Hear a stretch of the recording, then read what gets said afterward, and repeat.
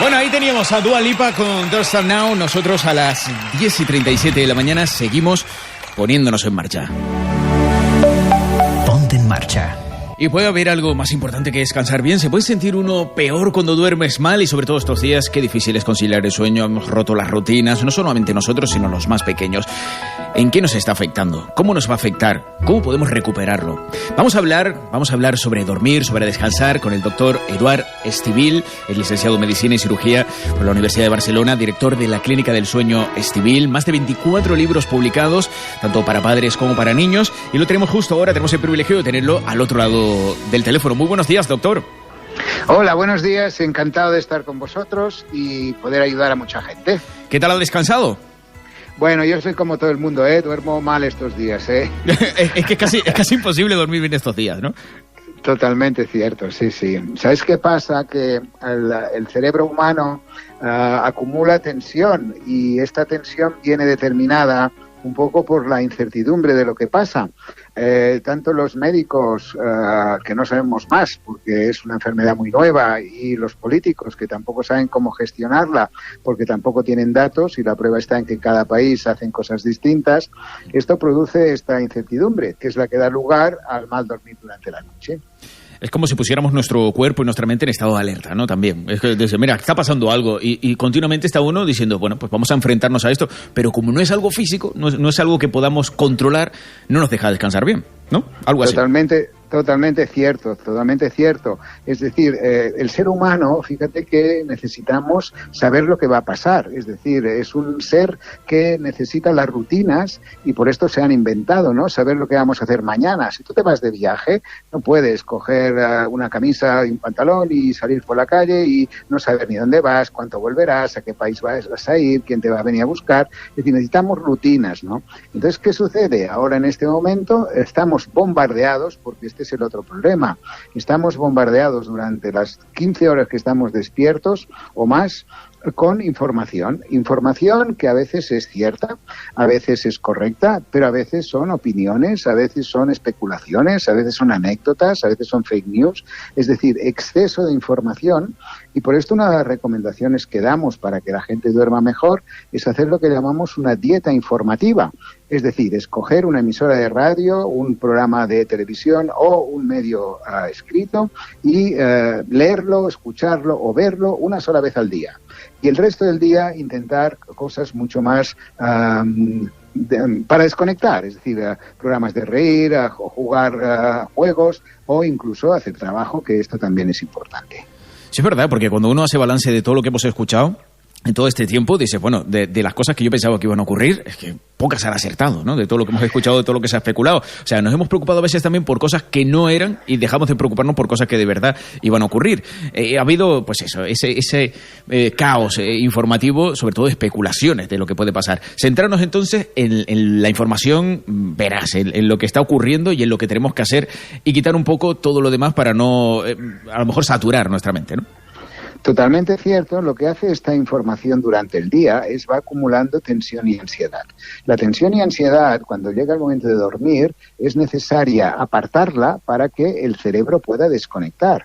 Pero como tenemos tanta información que nos ha desconcertado, tanta inquietud y tanta incertidumbre, esta ansiedad penetra en el sueño y no nos deja desconectar. Mira, hemos visto que han aumentado los trastornos del sueño un 30% en la población, un 30%, pero especialmente 2 trastornos del sueño, porque sabes que hay más de 40 maneras de dormir mal o causas de dormir mal, pero aquí solo hay 2.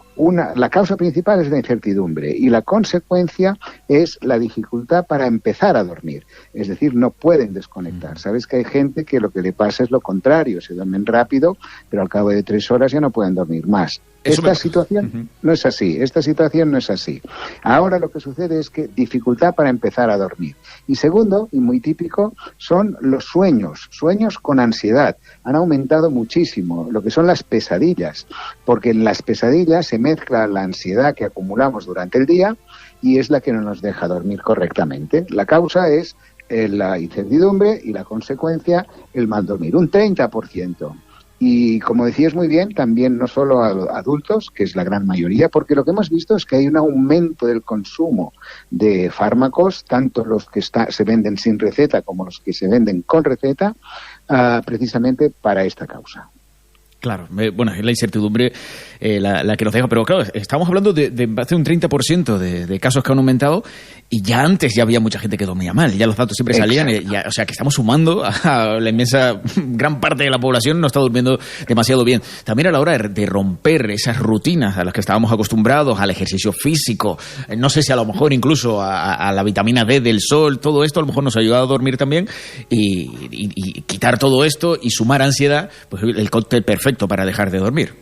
Totalmente cierto, bien visto. Y además, fíjate, cuando nos preguntáis qué se puede hacer para mejorar esta situación, vamos siempre a lo que acabas tú de decir, las rutinas. ¿Por qué las rutinas? Porque las rutinas dan seguridad a las personas. ¿Y qué es lo que recomendamos nosotros? Mira, estas recomendaciones son las que se han dado ya dentro de lo que es la Sociedad Española de Sueño. Nosotros somos los científicos, nos reunimos y damos unas recomendaciones que vienen avaladas por todos los otros compañeros. Entonces, las rutinas son las siguientes. Intentar levantarnos entre 7 y 8 de la mañana. ¿Por qué? Porque es el momento en que sale el sol. Después de levantarnos es importantísimo hacer algo de ejercicio adecuado a la edad de cada uno. Un joven hará un poco más, una persona mayor hará un poco menos. Después, hábitos higiénicos, muy importante, ducharse cada día y vestirse, otra cosa muy importante. No ir con leggings todo el día las mujeres o con chándal los hombres, sino vestirnos. No hace falta como si vayamos a una boda, pero sí vestirnos adecuadamente. Y después, realizar un buen desayuno. Todas estas acciones, lo ideal, lo óptimo es hacerlas en un lugar donde nos toque el sol. Por ejemplo, si hacemos algo de ejercicio físico, gimnasia o lo que sea, al lado de una ventana o si tenemos una terraza, un lugar donde nos toque el sol. Porque la luz del sol, la que sale por la mañana, es una luz magnífica para ayudarnos a dormir por la noche. Porque lo que hace esta luz del sol es darnos energía, porque suprime una sustancia que tenemos durante la noche en nuestro cerebro, que es la melatonina. Después de esto, es importantísimo, fíjate que he fijado una hora para despertarse, una hora para un momento para el ejercicio, un momento para el desayuno. El desayuno, importante también que sea copioso, y hemos de hacer o intentar seguir las 5 comidas al día, es decir, el desayuno, el almuerzo alrededor de las 2 y la cena alrededor de las 9. Y entre medio, tomar alrededor de las 11 una fruta o frutos secos y lo mismo alrededor de las 5, 6, 7 de la tarde. Esto es importante porque si no, en estado de confinamiento tendemos muchísimo al picoteo. Nos es muy fácil levantarnos, ir a la cocina, tomar un poco de queso, volver al ordenador, volver a levantarnos, picar unas pastitas. Es decir, esto es lo común y lo fácil. Esto es lo que hemos de evitar. Y en segundo lugar, o mejor dicho, siguiendo estas rutinas, porque fíjate que en el fondo te estoy diciendo, hemos de volver a ser niños o adolescentes que vamos al instituto. Los niños en el instituto saben que a las 10 hay mates, que a las 11 hay física, que a las 12 hay recreo, que a la 1 se come. Es decir, saben lo que va a pasar. Nosotros necesitamos lo mismo para intentar bajar este estado de tensión o ansiedad. Hemos de ser muy rigurosos con nosotros mismos. Esto parece difícil, pero no lo es nada cuando ponemos un poco de voluntad. Y la última recomendación es, si cenamos a las 9, que es la recomendación que damos, es para tener después de cenar un par de horas para desconectar. El sueño no viene de golpe, no podemos estar conectados hasta última hora al ordenador, al móvil, las pantallas, etcétera, porque esta luz que provocan estos artilugios hacen que no podamos fabricar melatonina, que es la sustancia que nos ayuda a dormir. Y en la última recomendación, y esto es importantísimo porque así vamos a lograr lo que los médicos del sueño venimos pidiendo hace muchos años, y es que los europeos duermen más horas que los españoles. Nosotros dormimos un promedio de 1 hora menos cada día. ¿Y por qué? Bueno, pues porque nos levantamos a la misma hora que el resto de europeos y en cambio nos vamos a la cama 1 hora más tarde. Y esto es un problema puramente de organización política. No es una excusa de que si somos más del mar, que si la luz, que si nos gusta salir. No. Esto es mentira porque Portugal y Italia también son países de este tipo, y en cambio tienen unos horarios mucho más avanzados que nosotros, por ejemplo, en la hora de cenar. Y esto nos ayudaría a poder, y esto es la ventaja, es la única ventaja que tenemos con el confinamiento, y es poder dormir 8 horas cada día, porque nos podemos acostar entre las 11 y las 12 y levantarnos entre las 7 y las 8 de la mañana. Creo que es la mejor ocasión para recuperar nuestros ritmos biológicos correctos si hacemos lo que te he explicado de la luz, mucha luz por la mañana, poca luz por la tarde, y dormir las 8 horas junto con las comidas en su momento adecuado. Doctor, pues eso, que esto nos sirva para aprender también, ¿no? Y para ir recogiendo pues, un poquito más de sueño, para ir acostumbrándonos a todo esto. Cuando decía que es un problema político, ¿a qué se refiere? ¿A los horarios que hay en los comercios? Exacto. Es una decisión. No político me refería a color, sino a decisión de los que mandan. Mucha gente te dice, no, es que, claro, porque la televisión es a última hora, el prime time, ¿a qué hora es? No, la televisión pobre no tiene ninguna culpa. La televisión la ponen, la ponen a la hora que la gente la mira. El prime time en Estados Unidos es a las 7 de la tarde. El prime time en Francia es a las 8 de la tarde. En Italia igual. Aquí, si los... a las 11 de la noche todavía es prime time. Claro, el prime time aquí es a las 11 de la noche. Sí. ¿Y por qué? Bueno, pues porque la gente llega de trabajar a las 8:30, 9 de la noche, cena, ¿y cuándo tiene tiempo de sentarse? Pues a las 11 de la noche. Por lo tanto, es una decisión de organización política, pero no política me refería, y esto ya lo has entendido bien, a un signo, porque en esto es lo único que creo que todos los políticos están de acuerdo, ¿eh? Cuando nosotros hablamos, porque hay una comisión para regular los horarios, estamos luchando para que tengamos unos horarios más europeos, que significa que las escuelas terminen antes, que los padres en el trabajo terminen antes, es decir, que sigamos unos horarios más racionales como lo hacen. Ya no pedimos ser como los suecos, sino ser simplemente como los franceses o como los italianos o los portugueses, ¿no? Sería la forma ideal de conciliación familiar, por ejemplo. Estos días una cosa buena que también hay es, y a la vez a veces puede ser mala, pero una muy buena también es que los padres que tienen niños han aprendido lo bueno que pueden tener conviviendo con sus hijos. Porque normalmente los padres no convivimos con los hijos, nos pasamos la mitad o más de la mitad del tiempo en el trabajo. Con lo cual, ¿cuándo vemos a los niños? Por la noche, con una bronca para que coman, por la mañana, con una bronca para que se levanten de la cama. Es decir, ahora estamos en una posición mejor de, bueno, pues de disfrutar un poco, ¿no?, de estos hijos que tenemos y que les queremos a morir. La verdad que sí, que hay cosas positivas. Hay que buscar lo positivo de todo este confinamiento, que seguro que lo tiene. Háblenos del método Estivil. ¿En qué consiste su método, doctor? Bueno, le llaman así cariñosamente las mamás, pero no es ningún método que yo haya inventado, sino que sabemos hoy en día que hay una serie de normas que podemos aplicar. Son rutinas, en el fondo es exactamente lo mismo de lo que venimos hablando. Son una serie de rutinas que podemos enseñar a estos niños que les cuesta empezar a dormir. Son trabajos hechos por los psicólogos y los médicos de todo el mundo. Es decir, nosotros tenemos, tal como te he explicado, que teníamos una sociedad española de sueño, también pertenecemos a las sociedades internacionales, una americana y otra europea. Entonces, ya hace muchos años llegamos a un consenso de que podíamos enseñar a las mamás y a los papás algunas normas para que los niños aprendieran a dormir. Esto en realidad se utiliza en todas las unidades de sueño del mundo, es decir, no es un invento mío.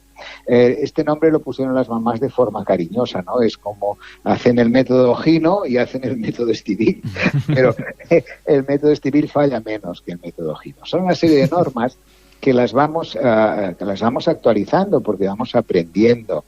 Por ejemplo, consiste en que el niño entienda que tiene que empezar a dormir solito, haciendo unos pequeños espacios de tiempo hasta entrar en la habitación. Esto ahora, cada vez más, los espacios de tiempo que esperamos son menores. Ahora solamente esperando 10, 20, 30 segundos cada vez antes de entrar a la habitación para decirle que duerma, pues ya conseguimos que duerma bien. Se ha hecho muy popular porque, pero no aquí, sino en todo el mundo, y no solo mi libro, sino todos los libros de los autores que hemos hablado del mismo tema. Y la verdad es que, bueno, se han vendido más de 3 millones de ejemplares, se sigue vendiendo, Y la verdad es que tampoco no hay ninguna crítica a nivel de comité científico, es decir, entre los científicos no hay ninguna crítica. Después están las opiniones en Internet, pero esto es otra cosa, ¿no? Allí, fíjate tú lo que hace Trump en Internet. Wow. Pues imagínate tú lo que pueden hacer las personas en Internet. Claro, de todo. Desde el punto de vista científico, pues no hay ninguna duda sobre la metodología o las normas que enseñamos, que en el fondo es pura lógica. Los papás después te lo dicen, es que lo que usted explica es lo mismo que nos sirve después para enseñarle a que se porte bien, a que coma bien, es decir, son los hábitos que después enseñamos a nuestros hijos. Es ir creando esos hábitos, ¿no? Los más pequeños, ya sea en el sueño, como bien dice el doctor, como también en el resto de cosas en la vida. Cuando volvamos a la normalidad, ¿qué vamos a hacer? Bueno, la normalidad, que no sé cuándo vamos a recuperar la cierta normalidad, porque todavía parece muy lejos, ¿no? Aquello también de que vuelvan los pequeños a clase y demás, pero bueno, pensando a lo mejor en septiembre, octubre, tal vez se pueda volver a esa normalidad, como todavía no sabemos cuándo se va a producir todo, pero ¿volveremos nosotros a la normalidad o nos va a costar un horror? Desde el punto de vista, dijéramos, científico, claro, como no ha pasado, no tenemos unas opiniones que sean ciertas, porque yo te puedo decir ahora, como tú muy bien comentabas antes, ¿no?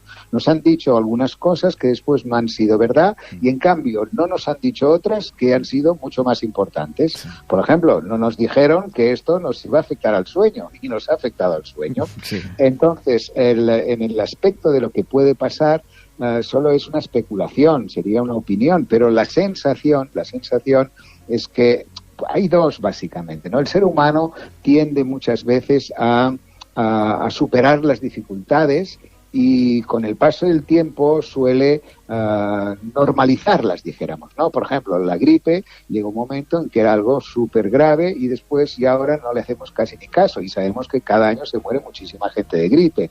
¿Qué puede pasar? Bueno, pues que igual podamos tener una vacuna, podamos tener una inmunidad y podamos hacer cosas que seguíamos haciendo antes. Yo no soy muy pesimista.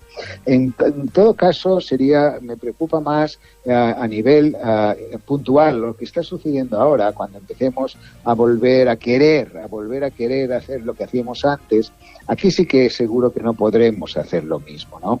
Los niños, por ejemplo, los niños también vemos alteraciones de esta situación que vivimos.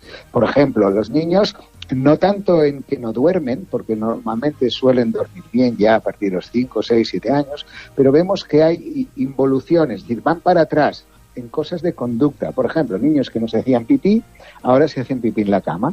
Es la forma de expresar que tienen ellos, esta angustia, esta ansiedad, porque ellos no entienden lo que sucede, ¿no? Ellos no entienden lo que es una pandemia, no entienden que hay un bicho por la calle que nos puede hacer daño. Todo esto, el pobre chaval de 5 años, le suena pues a cosa muy rara, ¿no? Claro. Y en cambio sí que les puede afectar, pobres, en esta conducta. Por esto los padres han de ser muy tranquilos, intentar no hablar mucho de esto delante de sus hijos, darles la información que puedan entender en función de la edad. No es lo mismo explicarle una cosa a un niño de 5 años, a un niño de 10 y a un niño de 14. Entonces los papás tienen que ser un poco consecuentes con la edad mental de sus hijos y explicarles lo que puedan entender. La verdad que sí, que los niños, bueno, ahora por lo menos han salido a la calle, ahora tienen un desahogo y a lo mejor se pueden marcar unos horarios mejores, porque usted lo que recomienda sobre todo a la hora de dormir es esa rutina, la que nos va a llevar también a todo lo que hagamos durante el día a conciliar bien el sueño. Pero si llega el momento de irnos a acostar a la cama y no nos dormimos, en ese momento no podemos hacer nada, podemos hacer algo para conciliar el sueño, aunque durante el día no hayamos hecho la rutina bien.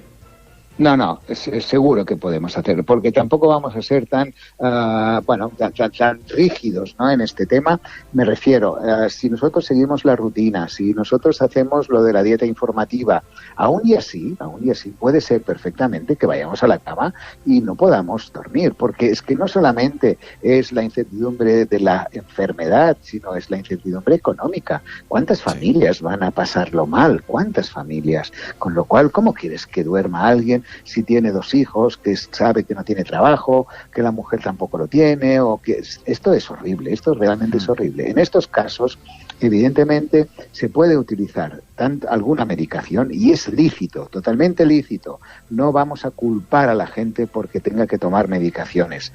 Y se pueden probar dos tipos de medicaciones. Una, que es la que llamamos sin receta, que aquí básicamente la que nos puede ayudar más es la que se llama melatonina, cuando va con plantas asociadas. Hay unos productos que son melatonina con plantas, con valeriana, con pasiflora, que son las adecuadas para ayudar a dormir. Y si todavía en estas situaciones hay personas, que las hay seguro, que no duermen, es totalmente lícito tomar una medicación que se la recete su médico. No pasa nada, es decir, tomar el típico Orfidal o el Noctamid o el Stilnox o todos estos, no importa siempre y cuando sea el médico el que se la recete. Y en estas situaciones la persona puede perfectamente llamar a su médico, decirle, mire, me pasa esto, no duermo 1 hora, 2 horas y esto es mucho peor que tomarse una pastilla. Por lo tanto, el médico se la recetará seguro. Y no lo que no puede ser es hacer aquello que algunos hacemos, que es, por ejemplo, tenemos la abuela que está tomando una pastilla para dormir y decimos, bueno, abuela, dame la mitad que me la tomaré yo. La automedicación nunca es aconsejable, pero sí se puede tomar medicación porque es una situación excepcional y nuestra labor es ayudar a las personas a dormir un poco mejor. Pues muchísimas gracias, doctor. Para ampliar información, podemos entrar en la página doctorestivil.es o qué otras vías de contacto tenemos para contactar con usted. Bien, tenéis todas las redes sociales que vamos continuamente poniendo cosas. Concretamente en el Instagram tenéis 2 perfiles. Uno es doctor.estivil, dr.estivil en minúsculas, y la otra es Clínica del Sueño Estivil, todo junto. Allí vamos poniendo consejos en Insta. También tenemos el canal de YouTube, tenemos el Facebook y el Twitter. Podréis encontrar información en todos estos sitios. Pues muchísimas gracias por estar con nosotros, por traernos toda esta información y esperemos también que todo el mundo descanse un poquito mejor, que eso siempre es maravilloso y nos ayuda para seguir adelante. Gracias por ponernos en marcha. Un placer estar con vosotros. Un beso muy grande. Un abrazo. Pues hemos hablado con el doctor Eduard Estivil, licenciado en Medicina y Cirugía por la Universidad de Barcelona, director de la Clínica del Sueño Estivil, y nos ha puesto, pues mira, en marcha, como seguimos nosotros.